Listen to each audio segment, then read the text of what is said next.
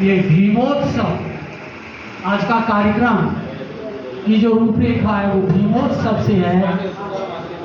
हमारे बाबा साहब ये एक ऐसे महान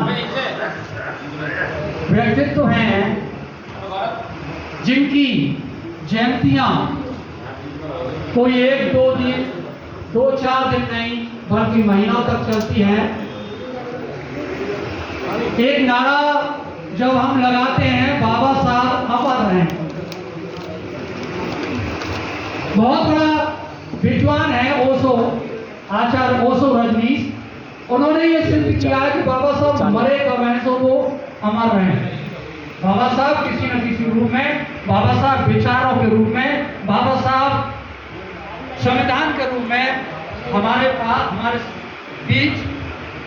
हेलो, बोल रहा है भैया, ये दान दक्षिणा में आया होगा?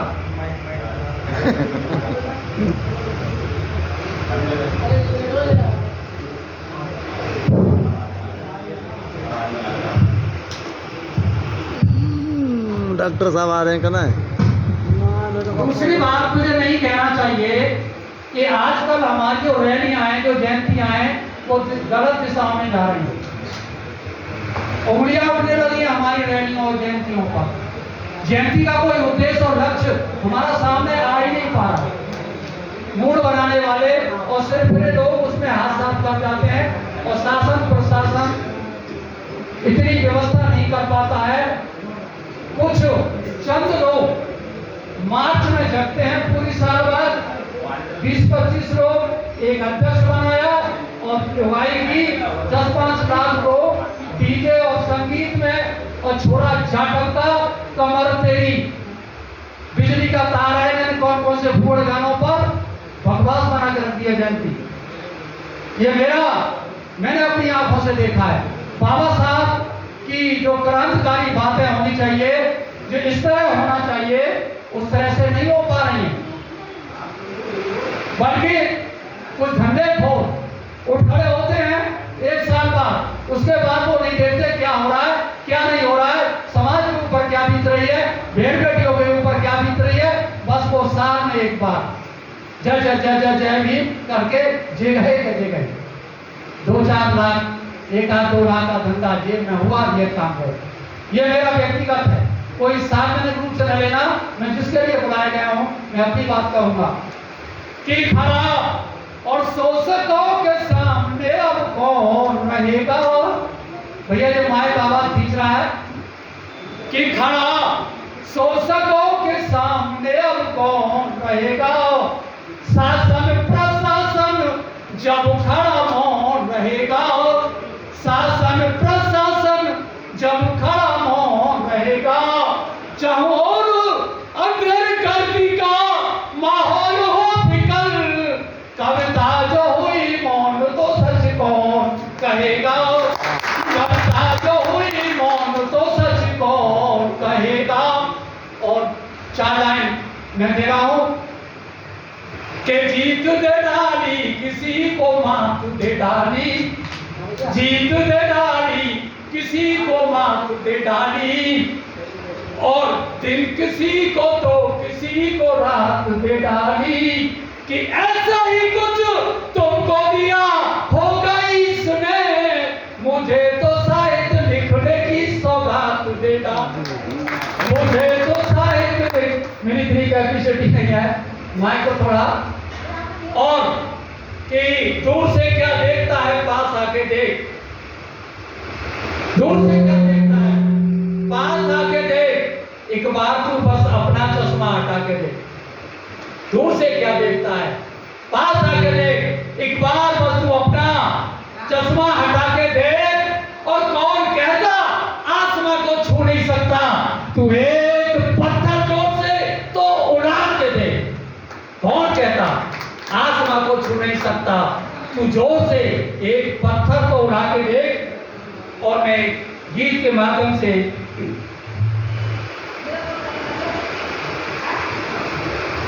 कि बाबा भीम मेरे, ओ मसीहा भीम मेरे, बाबा भीम मेरे, मसीहा भीम मेरे, जो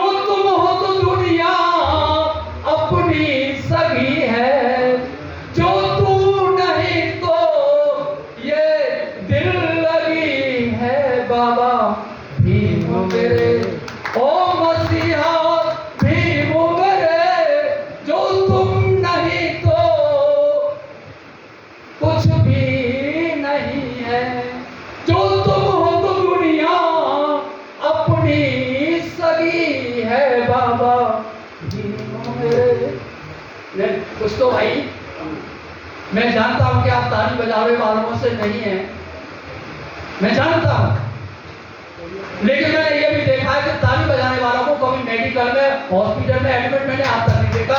वेरी गुड, वेरी गुड। मैं अनुरोध करूंगा सभी से कि तालियों के साथ आज तक सभी का सही मेडिकल स्टोर तक पे एक टेबलेट खरीदते रुपए का, इतनी है ताली में क्या किसी की कि तुम हो तो मिल जाती है रोटी इज्जत की, और दुनिया जाने हम लोगों से कितनी नफरत की, और आपकी बदौलत हमें मिली जिंदगी है बाबा भीम मेरे, हो मसीहा भीम मेरे, जो तू है तो दुनिया अपनी सगी है, जो तुम नहीं तो ये दिल लगी है बाबा भीम मेरे। और लिखा है कि तुमने अपने बेटे खोए हम सब की खातिर, बड़ी माइकों पे बड़े बड़े लंबे लंबे भाषण दिए जाते हैं, जिन परिस्थितियों में हमारे पूर्वजों ने इस कारवा को चलाया था, हम उनकी विरासत ही नहीं संभाल पा रहे, विरासत तक हम उनकी नहीं संभाल पा रहे। तब मैंने लिखा है कि तुमने अपने बेटे खोए हम सब की खातिर, और सब जाने जाहिर मनवादी है कितनी सातिर, और देखे सब जाने दूर की ये गंदगी है भीम मेरे, ओ मसीहा भीम मेरे, जो तुम हो तो दुनिया अपनी सगी है, जो तुम नहीं तो ये दिल लगी है बाबा भीम मेरे, कि आपकी बदौलत हमने ये जीवन पाया, और अच्छा जीवन सद्बुद्धि और सुंदर काया, और आपकी बदौलत ये महफिल सजी है बाबा भीम मेरे, ओ मसीहा भीम मेरे, जो तुम हो तो दुनिया अपने सभी है, जो तुम नहीं तो कुछ भी नहीं है बाबा। और बहुत धन्यवाद, बहुत बहुत इतनी कैपेसिटी नहीं है, फिर भी आप लोगों की हिम्मत हौसला के लिए बहुत बहुत साधुवाद। और एक तरह की जो सम्मान किया है मैं श्री करदम जी को जुटाने के लिए, और इस बार अगर जयंती निकालो तो मुझे बुला लेना, अनुमति मिले ज्ञान मिले, आपकी सम्मान के साथ जयंती निकलवा दें।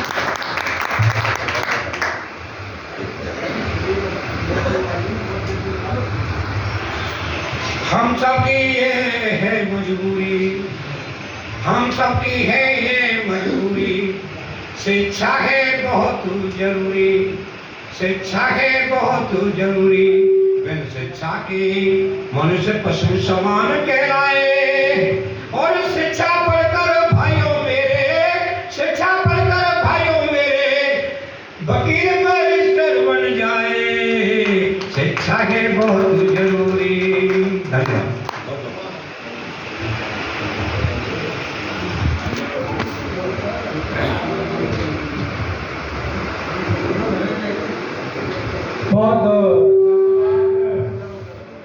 बिगड़ साहब, जिस आवाज और जिस धुन के लिए आपको जाना जाता है, उसी आवाज और उसी इनकलाबी जज्बे के साथ आपने जो बात रखी,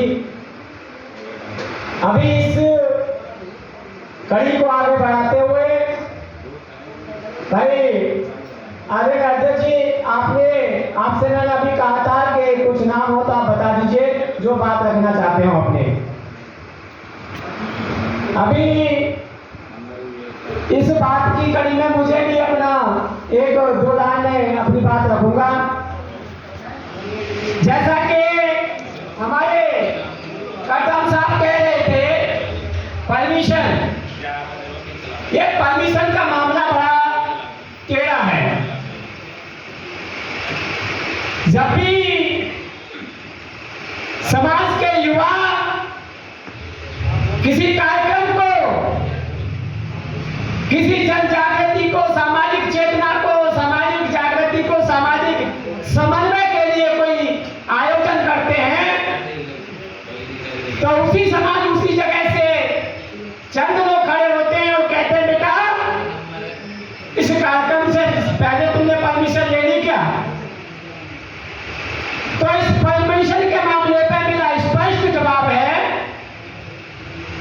पिछले 17 अक्टूबर 2024 से जब हमने समान शिक्षा के लिए इस देश में साइकिल यात्रा निकाली, तो साइकिल यात्रा के लिए माननीय राष्ट्रपति महोदय जी के हमने अपने समाज शिक्षा मिशन के लेटर से सूचना दी और उसके बाद मद्रास से निकली हुई वह साइकिल यात्रा 12 स्टेटों में घूमी और 12 स्टेटों में करीबन 8,500 किलोमीटर साइकिल यात्रा समान शिक्षा के लिए की।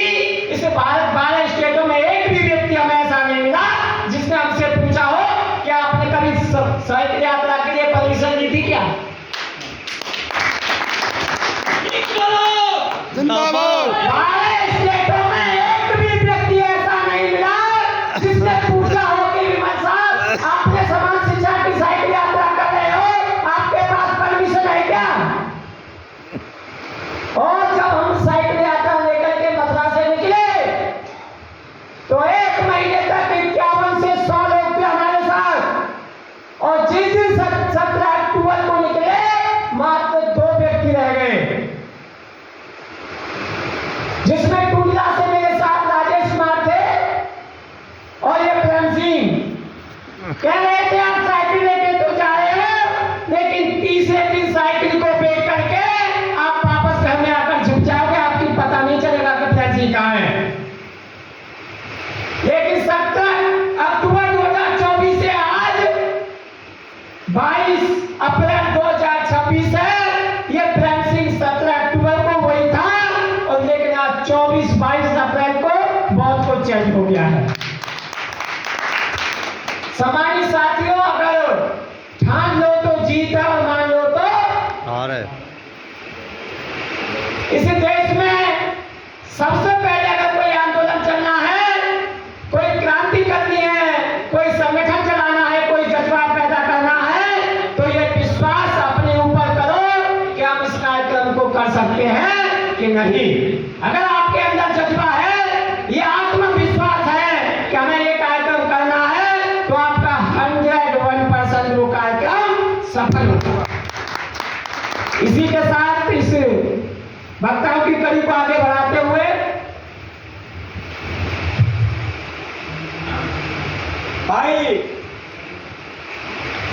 भाई राम लखन जी हैं राष्ट्रीय सचिव, वो अपनी बात रखेंगे और मैं अनुरोध करता हूं कि वो आए और अपनी बात रखें। धन्यवाद, स्वागत है आपका।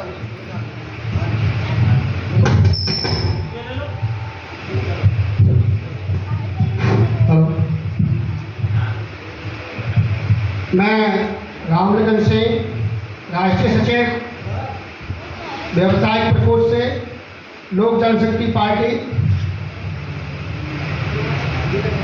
सबसे पहले मैं डॉक्टर भीमराव अम्बेडकर जी के चरणों में श्रद्धा सुमन के फूल अर्पण करते हुए उनको श्रद्धांजलि अर्पित करता हूं और इस प्रांगण में बैठे हुए मेरे भाई